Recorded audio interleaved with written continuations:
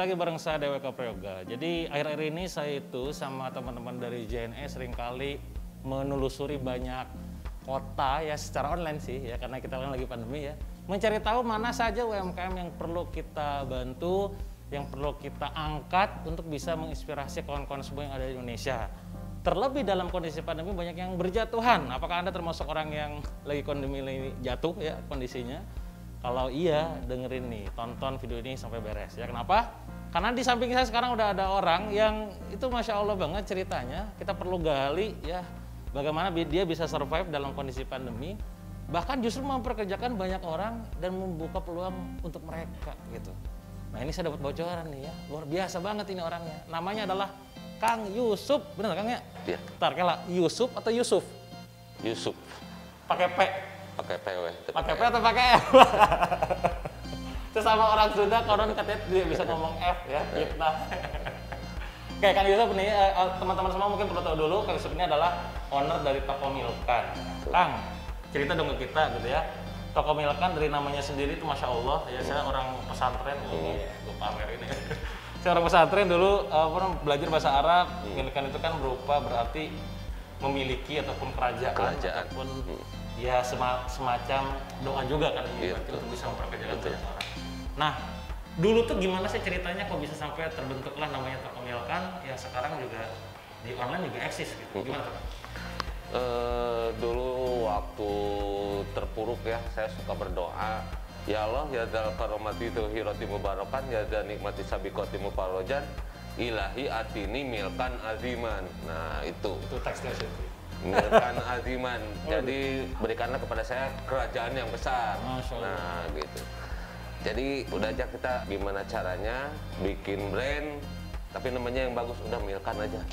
Oh gitu. Jadi terinspirasi dari doa. Dari doa, betul. Jadi bikin nama untuk brand, gak belajar ikhlas dulu, gak belajar workshop dulu, ngedoa, langsung dapat ilham saudara. Nah, itu dapat pelajaran tuh. Terus Kang tuh. Sesudah itu kita pakai nama Milkan. Dulu namanya Milkan Kenit ya, karena kita jualan cuma rajut aja. Oke. Jadi kerajaan rajut gitu. Iya. Makin kesini makin naik, banyak produk sekarang bukan rajut aja, jadi aja diganti namanya sekarang jadi Milkan to Infinity. Gitu. Jadi kerajaan yang mungkin tak terbatas mungkin. Gitu. Jadi memang ngasih nama untuk brandnya tuh perlu yang positif-positif Pak. Perlu banget, Setuju banget saya. itu wajib. Karena banyak juga akhirnya yang merek brand-brand itu namanya ngasal, akhirnya nasibnya gak enak gitu. Iya. Saya juga sama Pak kondisinya dulu pada saat bangun bilioner itu, ya, kan utangnya miliaran tuh. Terus doanya bilioner. Nggak tuh malaikat lewat, dulunya utang miliaran, sekarang alhamdulillah gitu kan bisa memberikan inspirasi buat banyak orang gitu. Betul, nah, dari Toko Milkan terus berubah jadi Milkan apa tadi? Milkan to Infinity. To Infinity dengan banyak produk gitu. Betul. Nah, itu konsepnya apa sebenarnya yang dijual? Banyak sih, pokoknya asal pakaian aja. Pakaian? Pakaian cowok, dari, cewek? Pakaian dari cowok, cewek, anak. Sekarang ke anak sih, banyak anak. Berarti semua jenis pakaian atau ada khusus kayak khusus tadi rajut doang? Enggak, semua pakaian. Semua pakaian ya, bukan rajut doang. Oh dulu rajut doang. Dulu rajut doang. Berarti melebarkan market ya. Iya betul. Yang lain-lain. Betul. Nah Pak, ini kan kondisinya kalau kita ngelihat ini bulan Februari kita syuting ya. Betul. Kurang lebih di tahun lalu itu bulan Maret kita pandemi, sekarang berarti hampir setahun Pak. Iya betul. Kondisi perusahaan Bapak sendiri gimana tuh pada saat kondisi pandemi itu? Kalau dulu pandemi pertama naik tuh. Oh malah naik ya? Naik terus. Tapi karena udah terbiasa di bulan Januari, Februari itu ada penurunan sedikit lah gitu, ada penurunan. Nanti di bulan Maret ke sana itu udah naik lagi, biasanya seperti itu sih. Berarti kalau pas pandemi itu nggak terlalu ngefek kepada sales ataupun keorderan, nggak? Malah makin naik kalau waktu pandemi itu, karena orang lain pada nganggur kan, mereka mau nggak mau ikut jualan barang kita, jadi kita. Ini menarik ya. Gitu. Berarti konsepnya Pak Yusuf itu memberikan peluang kepada teman-teman semua, gitu ya. Betul. Yang mau bisnis bisa jualan produknya Pak Yusuf gitu. Betul.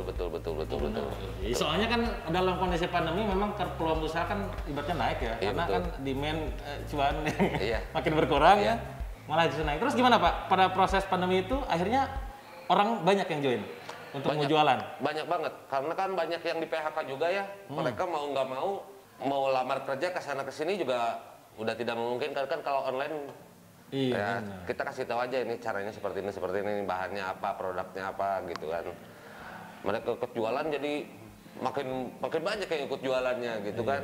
Memang apa pandemi ada berkah buat golongan tertentu, ada yang musibah bagi golongan tertentu ya. Betul. Nah termasuk Pak Yusuf berarti yang ketiban berkah di situ bisa mempekerjakan, membuka peluang usaha buat banyak orang. Betul. Mereka daftar itu bayar atau monggo bebas jualin gitu? Monggo bebas jualin, gratis, nggak ada yang harus dibayar. Caranya gimana? Masuk ke website? Enggak, kita langsung WA aja atau ada di Instagram juga, di marketplace juga ada gitu kan, tinggal dinego-nego dikit lah gitu. Oke, berarti intinya Kang saya mau jualan, boleh nggak? Iya boleh, Ngobrol. silakan aja. Siap, boleh. Berarti kondisinya jadi kayak makelar berarti ya dia? Dropship? Iya betul, dropship. Ada yang dropship, ada yang langsung karena dia PHK kali ya dapat uang pesangon tuh. Reseller. Mereka langsung nyetok lagi. Distributor gitu ya? Gitu kan. Bentar, brandnya apakah brand dari Pak Yusuf sendiri atau dia ngambil produk, wes sakarepmu brandnya terserah gitu? Atau gimana Pak? Ada yang pakai brand saya sendiri, ada yang pesen dia tanpa brand gitu kan. Oke. Gitu. Kalau yang dropship ada baju yang pakai brand, ada yang enggak juga. Terus plastiknya juga ada yang polosan, ada yang pakai brand juga gitu kan. Iya, berarti ininya tergantung kondisi dianya ya? Iya betul. Pokoknya dari Pak Yusuf mengkondisikan, pokoknya kalau lu butuh apa, kita siap sedia, terutama dalam ranah kita lah posisi. Iya gitu betul, ya. betul. Kalau dari segi orang yang mau join jualan banyak. Banyak. Nah kalau karyawan gimana Pak? Karyawan, kalau kemarin kita ngerekrut karyawan dari anak-anak geng ya. Anak geng kita tarikin Nah, tuh. ini menarik nih ceritanya, nih gua penasaran ya gimana tuh. Anak geng pada kita tarikin. Kamu daripada diem di sini, nih ikut kerja percaya. Kalau di sini kan setidaknya kamu tuh akan dihormati sama orang daripada kamu diam di jalan, nggak karuan lah gitu kan. Ikut sama saya ikut ya, udah. Berarti banyak deketin orang-orang yang ada di jalanan gitu? Iya betul. Diajak kerja? Diajak kerja. Mereka mau Pak? Insya Allah mau. Apa alasannya? Apa motivasinya tuh? Apakah lebih ke cuannya, duitnya, atau manfaatnya, atau lingkungannya? Atau apa? Mereka pertamanya sih agak-agak karena mereka nggak terbiasa kan di dunia pekerjaan, ya nggak. Nah begitu dia masuk, terus di lingkungan mungkin mereka dia merasa nyaman dengan lingkungannya, karena anak-anak ini bukan anak-anak yang pada sekolah gitu kan, anak-anak geng, jadi anak-anak geng semua, oh ini seperti ini, jadi mereka gampang adaptasinya lah gitu. Gitu karena nggak, kita memperlakukan dia tuh memperlakukan sebagaimana mereka manusia gitu kan. Gitu. Ya yang namanya preman, yang namanya siapapun lah ibaratnya manusia ada hati, ada pikiran, ada emosional gitu. Tapi secara kompetensi bagaimana? Kan ada orang-orang yang kita rekrut tuh direkrut sih, cuman kok bercuma, saya bisa nih gitu, susah banget dilatihnya atau gimana? Susah banget, emang susah banget. Oh gitu ya? Kumaha triknya aja baru udah. Karena anak-anak itu sebenarnya itu hanya ingin diakui sih keberadaannya, eksistensinya. Aktualisasi diri. Betul. Terus sama kita dikasih motivasi lah gitu. Pokoknya kalau kamu pengen dihormatin sama orang lain, kamu harus menghormati diri sendiri dulu. Sebelum kamu dihormati, kalau kamu tidak menghormati diri sendiri, kamu nggak akan dihormati sama orang lain. Kalau kamu bajunya berantakan, orang lain mau gimana menghormatin kamu gitu kan. Terus mulai tuh suruh sholat dulu tuh, suruh sholat. Waktunya sholat asar, kamu sholat dulu. Nanggung ini kerjaan. Saya yang gaji kamu bukan beri rezeki buat kamu. Jadi utamain dulu yang beri rezeki, baru kamu ke saya gitu, balik lagi seperti itu. Jadi anaknya enak lah nanti nih.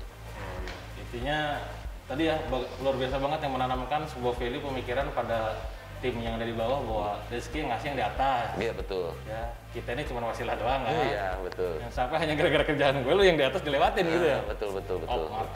Ya. Jadi kondisinya banyak yang orang yang daftar untuk jadi bisa jualan, ekonomi terdampak, karyawan juga makin banyak dengan mempekerjakan banyak teman-teman yang ada di sekitar gitu. Terus respon dari segi marketnya sendiri gimana Pak? Respon dari segi marketing, alhamdulillah bagus sih. Bagus ya? Bagus, alhamdulillah bagus.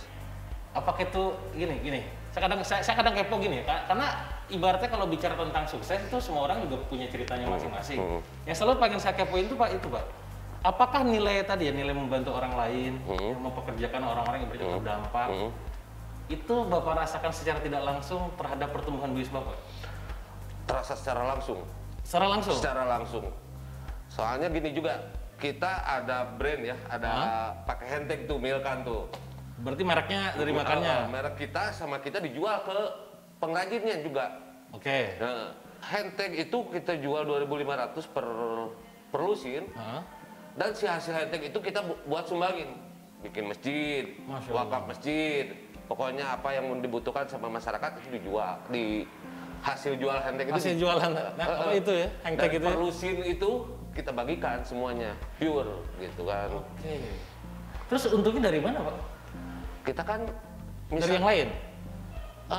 Kalau Hentek kan kita nggak jualan Hentek sebenarnya. Kalau Hentek itu untuk biar si supplier itu terbiasa dengan sodako gitu kan. Jadi kita kasih tahu ini hasilnya buat sodako. Dulu kecil usahanya, sekarang jadi gede. Mungkin dari hasil itu juga mungkin. Oh, luar biasa ya. Gitu. Ini ya, kayak gini kadang tidak terceritakan keluar kan. Jadi ya, karena hal sederhana, sepele tapi rutin gitu. Bisa jadi dampak luar biasa. Terus ibaratnya kan ini kebaikan tuh saya meyakini bahwa kebaikan akan terus menggulung ya. Betul, dapat betul, cerita betul, segala macam. Dari karyawan Bapak, dari partner Bapak, cerita-cerita apa lagi yang bisa diceritakan kita juga bahwa mereka dari ibaratnya wasilah si Milkan ini ibaratnya bisa menghidupi dalam tanda kutip mereka apa aja Pak? Kebahagiaan Bapak sendiri yang bisa diceritakan hasil dari cerita mereka gitu. Dulu pertama ada anak buah saya, supplier saya namanya tuh si Iyang tuh. Dari minus tuh, dari minus kartu kredit, mulai berjalan sama saya, terus kayak kasih modal, kesininya udah bangkit, ya udah itu kebanggaan tersendiri lah, seperti itu mah. Berarti awalnya minus, dikasih fasilitas untuk modal usaha. Yang penting jangan neko-neko aja lah. Jadi prinsip saya kalau usaha ibarat ayam sama harimau gitu kan. Harimau walaupun orang lain nggak berani mendekati, sama pemerintah dilindungi, tetap aja punah. Tapi kalau ayam, tiap hari disembelih, anggrek ya, Pak. telurnya pun diambil. Bener. Karena bermanfaat, dia pasti terus. Filosofi harimau ayam akan jadi viral setelah ini. Harimau sama ayam itu bedanya, padahal siapa yang mau dekati harimau kan? Bener ya. Kalau ayam tiap hari disembelih, malah di pabrik disembelihnya habis-habisan. Tapi karena bermanfaat, mereka nggak akan berhabis. Tapi kalau nggak bermanfaat, harimau pun habis gitu. Iya, bener. Yang kuat itu. Dipikir-pikir kalau pikir Allah menciptakan harimau buat apa ya? Gitu kan. Tapi ayam disembelih habis, ayam mulu ya, ada mulu gitu kan. Sampai anaknya juga udah. Nah, ini menarik teman-teman ya. Jadi bagaimana sebuah usaha dijalankan dengan filosofi-filosofi yang itu kayak sepele tapi penting ya. Kesan itu kita membagikan ya.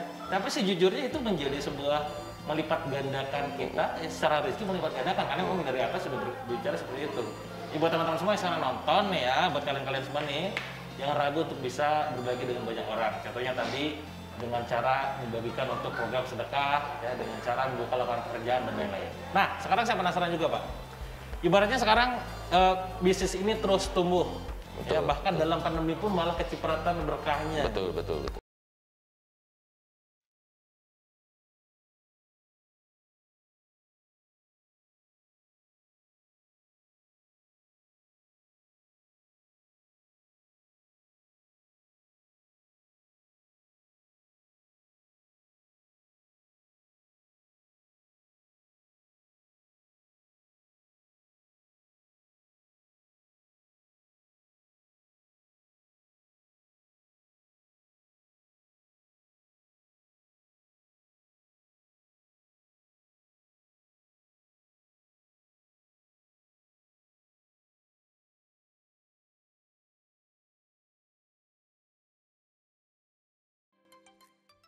Tapi kalau misalkan melihat perjalanan ke belakang nih, kita menurut ke belakang, ada gak sih episode dalam kehidupan Pak Yusuf ini yang ibaratnya ngalamin drop, jatuh kayak gue, 30 Wah, sering banget. Nah itu yang perlu kita gali. Itu. Opo, gimana, apa dan gimana cara bangkitnya? Satu, yakin dulu lah bahwa kita pasti bangkit. Oke, bentar, gagalnya non hal apa? Gagalnya Bangkrutnya kumaha gitu kan? Kita kan perlu tahu ya. bangkrutnya tuh, kalau bangkrut tuh karena kesalahan kita lah. Oke. Jadi kalau kamu mau dikayakan, kamu pasti Allah pintarkan. Masya Allah. Oke. Tapi kalau kamu mau dibikin bangkrut sama Allah, kamu pasti bodoh. Dibodohkan itu, udah tahu penipu, kasih juga barang. udah tahu bahwa kelakuan itu salah kita lakukan juga, itu kan suatu kebodohan. Udah tahu salah, tapi tetap kita lakukan itu kesalahan. Tapi kalau sama Allah mau dikayakan, kita akan pintarkan. Segala apapun itu bisa jadi duit. Kang Dewa juga gini jadi duit kan? Makanya gitu kan? Bener. Bangkrutnya jadi cerita. Duit. Itu. Yakin dulu aja lah. Yakin. Tapi kalau misalkan ada orang Kang, gua tuh udah yakin Kang, tapi kok kayaknya berarti itu belum yakin. Iya kan? Iya benar. Iya kan, kalau nanyain lagi itu kan berarti belum yakin. Iya. Tapi kan namanya manusia kan udah kumaha ada. Berarti belum yakin. Yang pertama kan yakin dulu. Yang kedua yakin, yang ketiga yakin lagi. Udah. Jadi yakinnya 3 kali ya? 3 kali. Kalau bahasa kita yang berarti iman kan? Nah, betul, yakin dulu. Kalau nggak yakin ya mau ngapain kita berdoa nggak yakin? Jadi yakin dulu aja. Yakin dulu. Muncul pertanyaan, gimana cara yakin? Ayo loh. Kalau pertama kita nggak doakan, kita kadang-kadang yakinnya setengah-setengah. Tapi kalau udah kebiasaan, udah pasti yakin bakal muncul. Karena keimanan, keyakinan kalau nggak dipupuk, kita setengah-setengah. Jadi awalnya dibiasakan, awalnya terpaksa gitu ya, lama-lama jadi biasa. Apalagi waktu kepepet tuh. Waduh, udah pernah kepepet. Mau yakin nggak yakin, tetap berdoa kan. Iya, mereka kepepet itu kan. Bakat kubut tuh. Iya, keajaiban dalam kepepet gitu. Ya, Masya Allah. Dulu pun saya sama seperti itu. Jadi intinya tetap Pak Yusuf pernah ngalamin episode juga pada saat jatuh. Wah, sering. Sering. Bangkitnya dengan hanya sekedar yakin. Saya pertama maju dari doa, hilang doa saya bangkrut. Berdoa lagi, maju lagi. Itu doa ya? Tetap doa. Nggak ada yang lebih dari itu. Sama bidadari aja. Wah, bentar, ini gue perlu kepo. Bidadari. Bagaimana peran seorang bidadari dalam pertumbuhan usaha atau bisnis? Wow. Nah, ini ada yang wanita-wanita dengerin, yang cowok suruh nonton. Gimana? Perannya, wah itu perannya paling apa ya? Paling berperan lah. Nggak ada yang tanpa bidadari itu teh. Nggak, udah kita berantakan lah. Termasuk orang yang menguatkan pada saat jatuh. Orang yang menguatkan jatuh waktu kita di atas itu, bidadari itu yang ngingetin tuh. Benar. Kalau cowok kan biasa ya. Nggak ada lah yang cowok lihat cewek cantik. Kecuali ustad doang tuh. Kalau saya kan normal-normal aja kan. Normal, dari cewek lihat. Kalau ada istri kan kita nggak diem liatin istri. Kalau nggak ada, terus kan. Matanya kemana-mana. Mata kemana-mana, itu udah yang normal seperti itu sih. Tapi kan katanya gitu, apa namanya, seorang wanita itu diuji pada saat si suaminya dalam kondisi terpuruk, kan? Seorang pria itu diuji pada saat kitanya lagi di atas. Betul. Itu segala punya gimana? Betul. Itu benar-benar kayak membantu banget untuk memastikan kita on the track. Betul. Jejak digital itu kuat juga tuh. Kumaha namun gimana kalau misalkan ada orang yang berusaha nih, katakanlah yang nonton kita ini prosesnya katakanlah usia masih 21 tahun gitu ya, 23 tahun, aruda gitu ya. Belum nikah kumaha? Belum nikah? Iya kan dia punya bidadari juga. Bidadari kan belum ada sayapnya dia. Ibunya itu bidadari juga. Oh iya, ibunya. Tapi kan baru satu. Kalau kita kan udah ada 2. Itu yang lebih utama kan? Doa dari orang tua. Nggak ada dari hadis, dari Al-Quran. Doa yang paling ijabah itu doa penanyaan. Pasti doa ibu. Doa kolot. Walaupun secanggih apapun Ustadz, kalau ibunya nggak ridho ya nggak akan ridho. Nggak bisa. Karena itulah utamanya. Ridho orang tua. Ridho orang tua dulu, ibumu dulu. Ini catatan buat teman-teman semua yang sekarang kondisi masih muda, usaha tapi belum ada pasangan. Nah ini monggo semuanya tuh Bu, ya minta ridho orang tua dulu, ibu bapak gitu kan, minta doanya juga ya, support terus tuh ya dari segi ibaratnya mah energinya, semangatnya jangan lupa sama orang tua, mumpung masih belum nikah. Jangan sampai alasan sama kan belum, katanya semangat itu ketika ada pasangan, gue belum ada pasangan, lupa tadi ya, dari yang paling penting kan. Iya. Jadi kalau saya melihat dari hasil obrolan kita teman-teman semua, saya banyak menangkap di sini pesan-pesan penting. Seorang Yusuf gitu ya, bertumbuh dengan milakannya, dengan proses tadi ya, banyak berdoa kepada Allah ya, tidak lupa gitu kan, dapat ridho dari bidadarinya sebagai pasangan, sebagai istri, dan pastinya juga dapat ridho dari orang tua gitu. Dan proses tentang keyakinan ini luar biasa banget, karena bagi pengusaha ada yang bilang gini Pak, pengusaha itu kalau nggak untung ya rugi. Kalau nggak sukses, ya gagal gitu. Setuju nggak Pak kayak gitu? Kalau sukses tuh kan dari segi apa ya? Kalau suksesnya kita sukses dari harta, apa sih yang harus disukseskan gitu dari harta? Ukurannya? Kalau ukurannya itu. Tapi kalau suksesnya kita bisa manfaat walaupun harta kita gak seberapa, ya itu udah sukses menurut saya. Iya. Orang lain banyak yang ikut, orang lain tahap kehidupan berbeda, terus banyak yang senang sama kita, gitu udah sukses aja. Sudah cukup, bukan harta sih patokannya. Lebih ke manfaat. Manfaat apa yang iya. bisa diberikan? Iya betul, manfaat aja sih. Nah sekarang kalau ditanya nih, kalau misalkan teman-teman ada yang nanya, Pak Yusuf saya penasaran nih, tadi kan ibaratnya berawal dari rajut, akhirnya nambah apa, produk baju apa, jadi nambah apa gitu kan. Kalau ditanya, ibaratnya 3 resep suksesnya dalam bisnis Pak Yusuf itu apa sih? Selain tadi ya, faktor-faktor langitnya tadi tuh, ibaratnya doa, keyakinan, support pasangan, dan segala macam. Apa sih yang penting dalam bisnis menurut Pak Yusuf?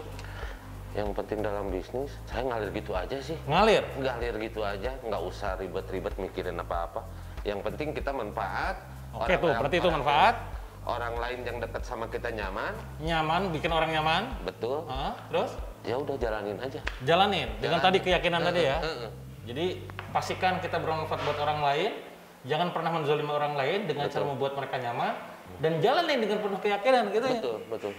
Karena banyak orang yang akhirnya sekedar berhenti di plan. Curhat-curhat itu action. Iya betul. Bahaya jangan sampai kayak gitu. Nah, Pak, kondisi sekarang lagi pandemi tidak bisa dimungkiri, kawan-kawan saya juga banyak yang jatuh, drop, yang ibaratnya mereka harus nanggung hutang banyak, terus juga harus nganggur bahkan, yang datang ke rumah sampai mau jual rumah lagi segala macam. Buat mereka lagi yang kondisinya tuh lagi terpuruk, lagi jatuh gitu. Pesan Pak Yusuf buat mereka apa? Doa aja. Banyakin doa. Doa aja. Saya dulu terpuruk, datang ke orang tua, bawa air, cuci kaki orang tua, udah gitu kita minta maaf ke orang tua, langsung bilang, Yusuf pengen sukses, doain. Orang tua udah nitis, bilang aja langsung. Sekarang saya lagi susah, lagi dalam keadaan terpuruknya. Tapi saya yakin doa saya nggak akan terhalang kalau ibu saya sama ayah saya merestui. Saya yakin bahwa doa orang tua saya itu udah menjadi suatu kewajiban untuk dikabulkan oleh Allah. Karena itu kan udah janjinya kan. Betul. Kang Dewa, saya ke Kang Dewa janji mau ngasih ini, saya percaya Kang Dewa. Masa kalau enggak? Nah, itu kan, itu udah pasti hukum wajib itu. Iya. Kut unia sajiblakum. Iya kan? Kamu mendoa, kami yang mengabulkan. Apalagi doanya turun dari orang tua saya. Waduh. Itu sih. Bukan pulang ya. Wes kelar nonton video ini nih, ya. Kalau Anda dekat ke rumah orang tua Anda, langsung samperin. Kalau jauh dijadwalin, datengin, lakuin apa yang Pak Yusuf tadi lakukan. Jadi luar biasa banget ya. Banyak marketing langit yang kita dapatkan di sini, ya hal-hal tentang kehidupan, gak hanya sekedar tentang bisnis. Nah sekarang ini Pak, Pak Yusuf pasti pernah berada ataupun katakanlah walaupun mungkin orang kita mah standarnya pasti nggak pernah, ibaratnya gimana ya, nggak pernah mengira sukses lah. Iya, karena betul, kan pasti pengen terus bermanfaat buat orang lain. Tapi kan ada orang lain di luar sana Pak, enaknya kayak Pak Yusuf bisa mempekerjakan banyak orang, membuka lapangan pekerjaan, jadi wasilah rezeki dan lain-lain. Apa pesan Pak Yusuf buat mereka-mereka yang sekarang sedang diberikan ujian ke lapangan Pak? Ujian ke lapangan. Berarti serba ada, wes mewah, apa segala gampang lah gitu. Nah, kadang-kadang kita terlain apa kalau gak diingetin dah, kemana? Saya pernah mengalaminya juga. Saya pernah mengalami segala disebut kaya enggak, cuman cukup lah. Ya. Cuman kita karena kecukupan itu kita teledor. Kita kadang-kadang lupa. Nah, dari lupa itu Allah akan kasihkan kebodohan buat kita. Jadi kalau misalnya dia tambah sukses, itu pasti bahasa Sunda nama panyungkun. Oh, ngerti nata. Tolong nanti Anda lihat di transkrip aja ya. Panyungkun. Tapi kalau Anda istidroj ya bahasanya yang bahasa istidroj, itu yang panyungkun teh. Oh, nyoh gitu kan. Terus. Tapi kalau Allah mau memberikan buat kamu teguran, itu kamu pasti akan harus dikebawahin dulu. Karena itu untuk teguran. Berarti bukan azab ya, bukan azab, tapi teguran. Yang kadang-kadang teguran itu membuat kita jadi ke bawah. Nah, kalau udah di bawah, kita harus ingat lagi. Jangan sampai terus kita ke bawah. Kadang-kadang kita ke bawah itu perlu. Iya. Kadang-kadang perlu banget. Dan pastikan pas ke bawah tadi jangan jadi kayak bola lampu ya. Pak, gitu kan. Jadi bola bekal ya.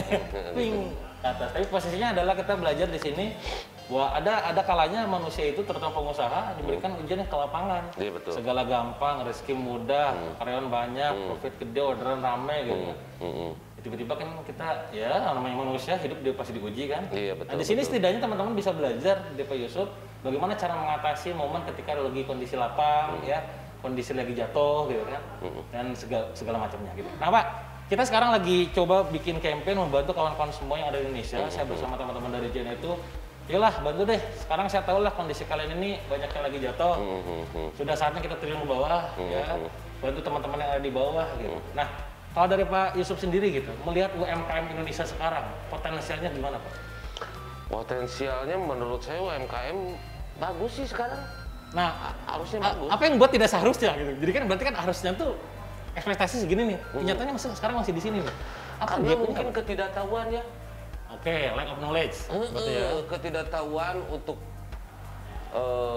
jualan online itu seperti apa. Dia cuman jual di marketplace, cuman posting-posting doang tanpa mereka tahu keywordnya apa, produk yang harus dijual itu seperti apa, foto-fotonya seperti apa, gitu kan. Bahasa melayani pembeli itu seperti gimana gitu. Nah, mereka yang nggak tahu itu seperti itu, cuman mereka asal-asal aja, hoki-hokian sebenarnya. Berarti intinya lebih kepada lack of knowledge yang tadi ya, ini Iya. nggak ada pengetahuan. Iya, bukan nggak ada pengetahuan, kurang mungkin Kurang ya. pengetahuan. Kurang pengetahuan gitu, bukan nggak ada pengetahuan. Maka berarti gimana solusinya? Apakah mereka harus di training atau diajarin atau apa? Di training perlu juga tuh, karena saya juga dulu seminar tuh. Dulu alur gitu. Ikut waktu masih FBH tuh masih Agus Piranha masih dulu. Wah, iya Pak Agus ya tuh Piranha disebut, Mas, Pak. Saya ikut tuh. Seminar sini, seminar sana. Walaupun harus berbayar, terus seminar motivasi juga itu perlu juga. Kadang-kadang kan ilmu bagus juga tanpa motivasi. Iya, baru sekali praktek langsung down. Gitu kan, motivasi juga perlu. Gitu. Jadi pesan buat teman-teman semua pada UMKM untuk bisa naik kelas nih. Untuk Naik kelas tuh biasanya gini ya Pak, kondisinya mungkin sekarang masih di ranah sebulannya masih di angka 5 juta, 10 juta gitu kan secara sales. Pengen naik nih levelnya ke 25, 50, 50, 100 juta, 500 juta, naik 1 miliaran dan segala macam itu. Nah, pesan teman-teman semua yang sekarang masih berjuang, ibaratnya membangun bisnisnya supaya bisa naik kelas apa? pertama motivasi dulu sih Mas. Motivasi itu maksudnya apakah harus punya motivasi atau apa? Gimana? Motivasinya apa? Gitu? Motivasinya tuh motivasi keyakinan ya. Keyakinan. Bahwa kita bakalan maju. Keyakinan bahwa kita maju. Sering ikutin, misalnya tuh seperti Kang Dewa gitu kan. Pembelajaran. Oke, belajar. Oke, jadi tadi Pak, apa namanya kita juga harus terus belajar. Belajar terus mengupgrade ilmu setiap harinya gitu. Apa lagi Pak?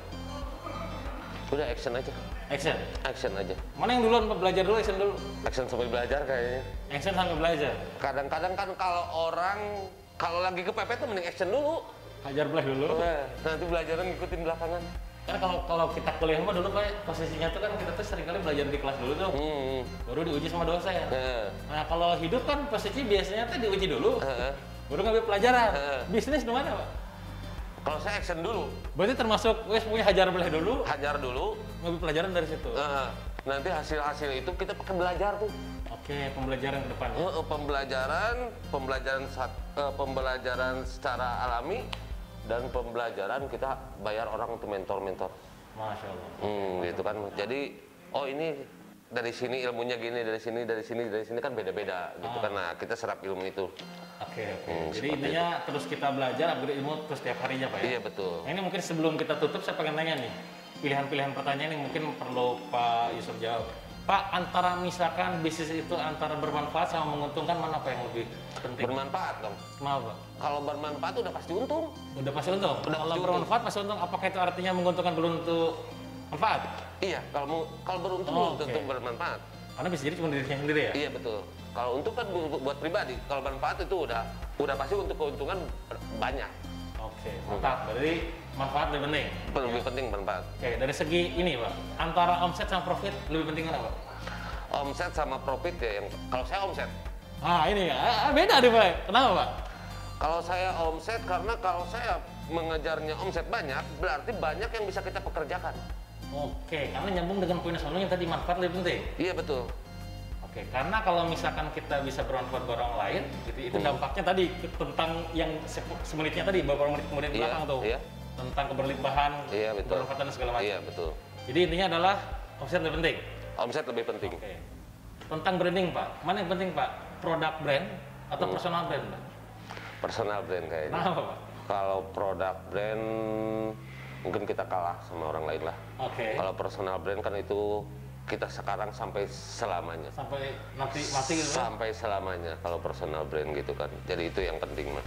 Mengembangkan market atau penetrasi market? Penetrasi itu ibaratnya kalau kita pasarnya mama sekarang, mama dibanyakin, atau kita mengembangkan market, mama plus anak muda plus anak kecil, yang mana Pak? Yang plus. Nah, itu kelihatan dari caranya dia main bisnis. Plus. Berarti market development Iya ya? betul. Masya Allah, ini dari cerita-cerita barusan kita sudah banyak dapat pelajaran penting. Nah sekarang, pertanyaan terakhir, kalau misalkan nih, bukan pertanyaan loh ya, mungkin pesan-pesan. Kalau misalkan ada orang yang bilang bahwa, Kang, bisnis itu bukan tentang yang namanya untung rugi. Bisnis tentang surga dan neraka. Bisnis itu bukan tentang bicara laba, bicara tentang yang namanya surga. Apakah Pak Yusuf setuju? Setuju. Why? Kalau sekedar untung kita nggak tahu ya. Tapi kalau surga neraka kan kita harus jujur. Kejujuran kita ngambil produk orang kita harus bayar. Terus kita jual barang ke orang juga dengan mereka tuh nggak merasa terbodohi oleh kita. Oke. Jadi kalau orang lain terbodohi kita minta maaf tuh ke orang lain bingung juga ya. Iya benar. Gitu Di satu kan. sisi kita pengen manfaat, di situ kita dolim ya. Iya betul. Gitu. Masya Allah banget. Ini kita banyak banget belajar dari kisahnya Pak Yusuf, memahami bagaimana bisnis itu berjalan. Makasih banyak Pak. Insya Allah kita ketemu lagi lain kesempatan. Siap. Dengan kondisi misalkan makin growth, gila-gilaan. Amin. Makin manfaat buat banyak orang dan Amin. pastinya bisa menjadi wasilah rezeki Pak ya. Amin. Amin ya Allah ya Rabbal Alamin. Itu teman-teman semua. Kita banyak belajar bagaimana Pak Yusuf bisa mengembangkan milkannya ini ya menjadi sebuah kerajaan yang bisa bermanfaat buat banyak orang. Amin. Wasilah rezeki juga buat banyak orang. Ternyata banyak hal-hal yang tidak bisa kita duga ya. Orang mengira bahwa bisnis tumbuh itu hanya sekedar tentang profit, hanya sekedar tentang yang namanya produk, hanya sekedar tentang yang namanya hal yang menguntungkan. Tapi ada nilai-nilai lain, manfaat buat orang lain, wasilah rezeki buat orang lain ya, mempedulikan kehidupan orang lain dan segala macamnya. Dan itu adalah secret terbesarnya sehingga akhirnya kini Milkan bisa bertransformasi menjadi perusahaan yang bisa bertumbuh secara signifikan. Itu aja mungkin kawan-kawan semua untuk segmen kali ini. Semoga kita bisa bertemu lagi di lain kesempatan. Jangan lupa like dan komen video ini dan pastinya share ke teman-teman yang lainnya supaya apa? Supaya UMKM di Indonesia itu bisa makin naik kelas ke lebih tinggi lagi. Supaya apa? Supaya bisa bermanfaat lebih banyak lagi. Terima kasih. Sampai jumpa di video yang lain.